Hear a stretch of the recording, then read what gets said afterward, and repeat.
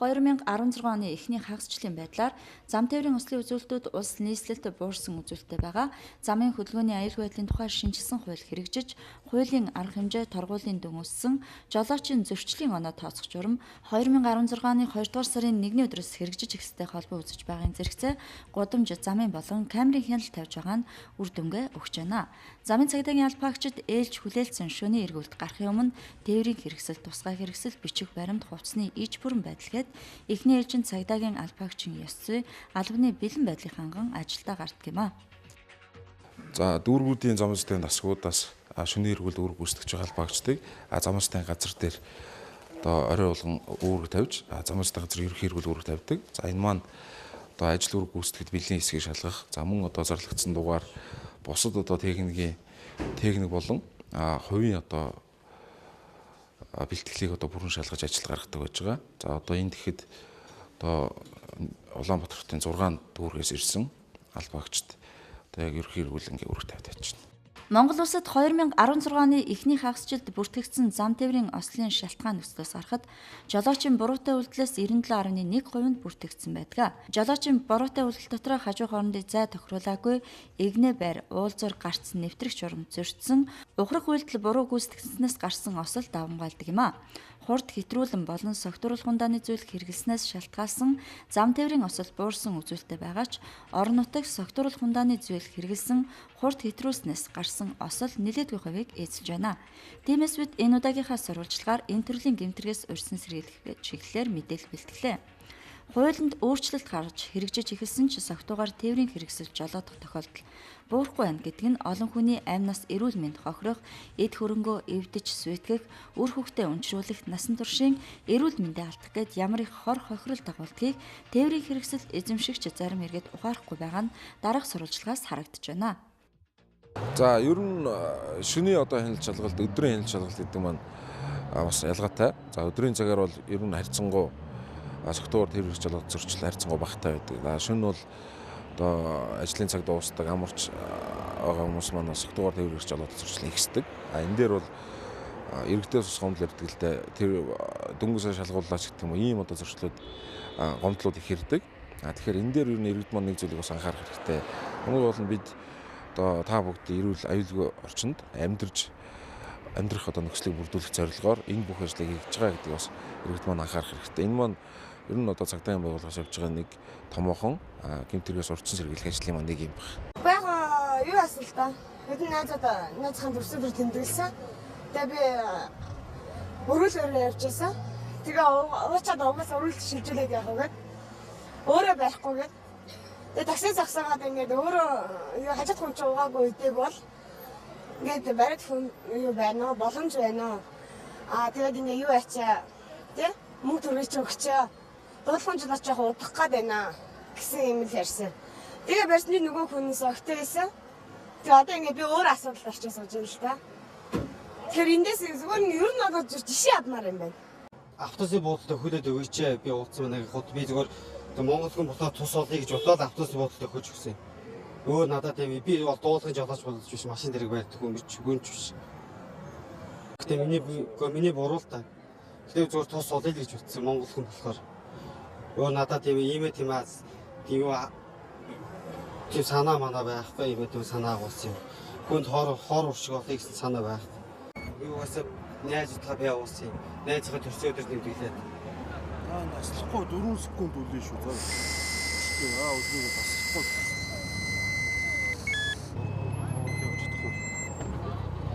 Хог тээврслийг дохиход зүхтагаар Баян бүрдийн постн дээрсэн цагдаагаар хөдөлгөөний хаалгуулж зогсоосон.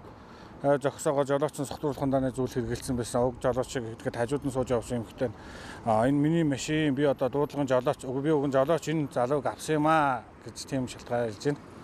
Тэгэхээр дуудлагын жолооч авах гэж байгаа бол энэ найдвартай газар тийм дуудлагын тийм албан ёсны тийм жолооч нараа үйлчлүүлсэн дээр болов уу гэж бодож байна. Гудамжнаас ингэж жолооч өрөөд би өөрөө эрүүл гэж хэлээд үнэмлэхээ үзүүлсэн гэж байгаа байхгүй. Тэгэж хэлээд машиныг аваа явсан. Зам тээврийн ослын улмаас амнасаа алдсан эрүүл мэндээр хохирсон жолооч тээврийн хэрэгслээр зорчигчдын 19.8% нь хамгаалах бүс хэрэгэлсэн, 63% нь хамгаалах бүс хэрэглээгүй байсан бол 17.2% нь хамгаалах бүс хэрэгэлсэн хэсэг нь тогтоогдоогүй, үзүүлэлт гарсан хамгаалах бүсний хэрэглээ хангалтгүй. Энэ зөрчилд хяналт суларсантай холбоотой учраас хамгаалах бүсний хяналтыг чангадах шаардлагатай гэмаа. Энэ хэрэглээ нь сүүлийн жилд багассан, осолд орсон хүмүүсийн хамгаалах бус хэрэгэлсэн үзүүлэлтээс харагдж байна. Автомашины урд сууж явсан зорчигчийг 40-с 50%-аар, ард суусан зорчигчийг 25-аас 75%-аар осол гэмтэл эрсдлээс бүрэн хамгаалах боломжтой юм а. Харин орон нутгийн замд 17 хүүхэд ослын улмаас амь насаа алдсан хамгаалах бус хамгаалтын суудал манай улсад хэрэглэж хэвшээгүйтэй холбоотой. Хүүхдийн зориултын суудал хэрэглэж хэвснээр нарай хүүхдийг зам тээврийн осол гэмтлээс 70 хүртэл хувиар, бага болон өсвөр насны хүүхдийг 54-өөс 80 хүртэл хувиар бууруулах магадлалтай байдаг. Энэ миний ана. Энэ бол миний анаг авчирсан нохой. Харин энэ бол би хамгаас хайртай ээж минь. Энэ миний хамгаас мандагав. Ээжийн үрдэр бицэн дүүвэ.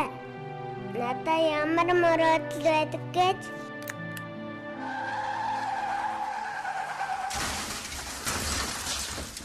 Та гэр бүлийн төлөө хамаалсан бүсэгдүүл хуулиа биелүүлээрэй. Машинаа чөлөөлж байгаа одоо машинаасаа бууж байгаа та одоо цогтой машин байлаа. Одоо машин журамдагнаа гэж тав дараагаруулгээд 1.108 болсон шүү дээ. Наач миний түрүүнд миний ард зөндөө юм байгаа. Журамдагдаа та асуудлаа шийдвүүлээд маргааш машин авч болно шүү дээ. Их машина өгмөөргүй. Миний түрүүнд ч наачаа. Та би таныг 230 минут хүлээс нь үнэн үү? Та хэлдэ. Үнэн үү? Тий, би таныг 230 минут таны аяыг хараад би танд гарч хүрхсэнгүү та өөрөө ингээд дураараа загнаад суугаад байгаа ч үнэн үү? Би таныг зүгээр буух шаардлага тавьсан. Таны тэр найз өсгөө таяр чинь хоёулын чинь буух шаардлагыг тавьсан. Машинасаа юм аавыг гэхээр чинь би онгойлгож өгөөд аваа гэсэн. За одоо та чүрээ авах гэсэн чинь та машинд орж суучаад явах. Бууж өгөхгүй машинаа чөлөөж өгөхгүй гэсэн. Би чамаас өөчлөх гуйсан шүү дээ. Чи яагаад ингэж би чамд мөнгө өгье гэсэн шүү дээ. Мөнгөөр асуудал шийдэх юм аа би танд хэлсэн шүү дээ. Маргааш арга хэмжээ гэж угаасаа тань дээр маргааш зогч хэмжээний арга хэмжээ нь авагдана гэж би танд хэлсэн. За хөдөлгөөн зохицуулах журамчнээр батлагдаж гарсан. Үүн дээр бол сохтуурлын зүйл хэрэгсүүдэд тээвэр хэрэгсэж олоодсон тохиолдолд тээвэр хэрэгсийг төр саатуулна гэсэн заалт байгаа. Энэ журмынхаа дагуу бид нар ингээд ажил үргээ гүйцэтгээ тээвэр хэрэгслийн төр саатуулах байранд төр саатуулаад энэ иргэн маань одоо маргааш энэ хөдөлгөөний аюулгүй байдлын тухай хууль зөрчлийн хууль заалтынхаа дагуу арга хэмжээгээ авагдаад тэрнийхээ дараа тээвэр хэрэгсэл болж журмынхаас гаргаж авах юм аа. За иргэдийн тээвэр хэрэгсийг төр саатуулах байранд байрлуулж байгаа нэг талаараа бол энэ иргэдийн аюулгүй байдлыг хангах үүднээс нөгөө талаараа одоо хөдөлгөөний аюулгүй байдлын тухай хууль гарсан нь бол энэ санкц нь бол торгуулийн арга хэмжээтэй байгаа. Энэ бол иргэд одоо зөрчлөө шийдвэрлэхгүй удах тийм сөрөг нөлөөллийг одоо багасгах зорилгоор ингээд тээвэр хэрэгсийг төр саатуулах байранд төр саатуулж байгаа. Зорчигчийн тоог хэтрүүлэн дүрм зорчдог иргэд ч нэг шөнийн сурвалжлагаар цөөнгүй тохиолж байсан.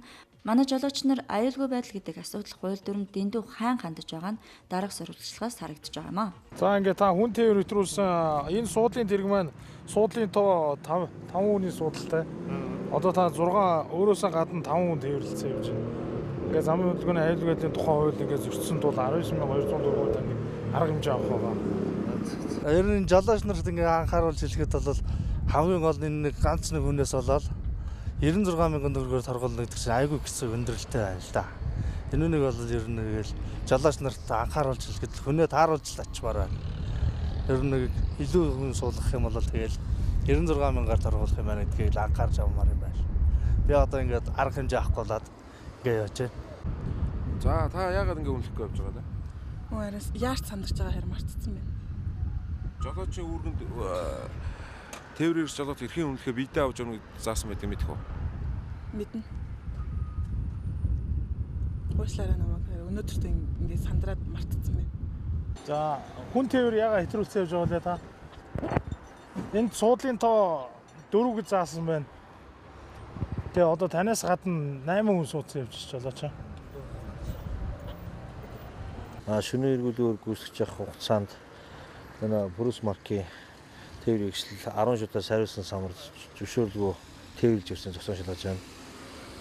Энэ асуудлыг шийдвэх юм Сүхбаатар дүүргийн цагдаагийн нэгдүгээр цэцгэлэг гэж ихээр шийдвэрлэх гэж байна. За шинийн цагаар замд шалгалт хийж явах үед тээврийн хэслийн бага цамд үзлэг хийхэд тээврийн хэслийн эд зүйл гарч ирэх юм уу, хулгайн эд зүйл гарч ирэх асуудал нэлээд илбэг байдаг. Энэ зөрчлийг тухайн нөхцөлөд илэрхийлээд тухайн холбогдох дүүргийн цагдаагийн хэлцээрүүд шийдвэрлэх өгдөг. Сүхбаатар дүүргийн замын цагдаагийн дасгаас албаагчд үр хөвгц хугацаанд тодорхой дугаартай автомашиныг зогсоож шалгахад уг автомашинд 10 шуудаа хуурсан самар тээвэрлж явсныг шалгуулахаар журмын дагуу манай тус хэлц хүрээлж өгсөн. Цаашдын ажиллагааг материалжин шалгана. Ер нь бол иргэд маань бас буруу ойлголт байдаг. Ачаал ихтэй замд зөвшөөрөгч зур 60 гэдэг байдлаар хөдөлгөөнд оролцдог. Иймгүүгээр яг одоо замын нөхцөл байдал тохируулаад хурдаа зөв тохируулж одоо энэ ачаалтай замд үнэхээр одоо 60 хүртэл км/цагийн хурд аваад явах боломж алга байна. Тэгэхээр замын нөхцөл байдалд хурдаа зөв тохируулж аюулгүй байдлаа хангаж хөдөлгөөнд оролцохыг бас замын цагдаа газраас анхааруулж байна. Өдөр шөнө айлч цагт тэр суурин газрын дотор замд бол 60 км/цагаас дээш хурдтай явж болохгүй. Суурин газрын гаднах замд бол 80 км/цагаас дээш хурдтай явж болохгүй. Тэгэхээр суурин газрын гаднах зам гэдэг нь орон нутгийн замууд орно. Суурин газрын доторх замд бол хүмүүс андуурдаг л да яарамгийн урд замыг одоо суурин газрын гаднах зам гэдэг ийм одоо нөхцөл байдал болцоогоор ойлголтоор хөдөлгөөнд оролцдогоос болж хамгийн их одоо зам тээр ослыг ихээр гардаг. За мөн дээрээс нь одоо яг мөрдөгдөж байгаа хуулийн хувьд ярихад бол хурдыг 50 км 60 км явах ёстой зам дээр 90-с дээш км/цагийн хурдтай явж байгаа үед бол тухайн одоо жолоочийн тээвэр эрх жолоод эрхийг насаад 48 мянган төгрөгөөр торгож арга хэмжээ авж байгаа. Тэгэхээр үүнийг бас мэддэггүй камер байрлуулсан газар явуулын зөөврийн камерыг бид одоо яг хамгийн ихээр одоо дөрвөн зурчиж байгаа ослог ихээр гарч байгаа зэгүүдэд одоо зөөж байршуулж байгаа. Үүнийг одоо мэддэггүйгээс болж тээвэр жолоод хэрхэн асуулах торгуулийн арга хэмжээ авагдах. За мөн одоо цаашлаад зам тээврийн томоохон осол хэрэг гарах амь нас эрүүл мэндээр охирох явдал буурахгүй байгаа. Тэгэхээр энэ бүтээ бас хурдны тал дээр бол ингэж нэмэгдэж байгаа. Үзэгч тавхандаа замын цагдаагийн газартай хамтран бэлтгэсэн багц сурвалжлага төлөвлөлөө. Жолооч тавхан замын хөдөлгөөндөө соёлцоо оролцож, иргэний үргээд нэр төртөө биелүүлж хууль дүрмээ хэрэгжүүлэхийг цагдаагийн байгууллагаас сэрэмжлүүлж байна.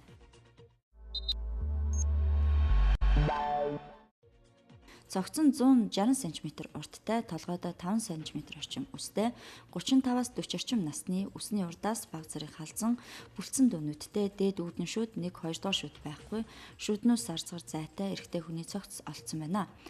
Нас орох үедээ өмсөж байсан хувцас нь Nike гэсэн бичлэлтэй 30-аас 40 арзмарын цагаан өнгийн бүүцний хос, баруун урд халаасны дээр профиль гэсэн бичгтэй, цагаан цэнхэр өнгийн джинсэн өмд, хар хүрэн өнгийн задган ангиртай, урдаа цахилгаантай босоо цахтай гүрдэг, энгэр хэсэгтэй Adidas гэсэн бичгэлтэй, уулбар шар өнгийн подволог, энгэр хэсэгтэй Adidas гэсэн бичгэлтэй, урд талын хэвлэх хэсэгтэй халаастай, саарл өнгийн юудэн самцуу зэрэг өмсөж явсан юм а. Дээрх нас барсан хүнийг таних мэд хүн сонгон хайрхан дүүргийн цагдаагийн Мөрдөн байцаах тасгийн 88-ээс 43-37, 88-22 тэгдэг 33, 99-94-88-10, 93-2 30-60 дугаар явцанд мэдээлэл өгч хамтран ажиллана. Ажил хийж байгаа хүнд алдаа гарна. Алдаагаа давтахгүй. Ард түмнийхэн эдгэл хүндлэлийг дагаад нэр хүндтэй ажиллаж, гэр бүл нь амгалан тайван эрүүл энх байгаасаа. Бригадын генерал Бэлэгт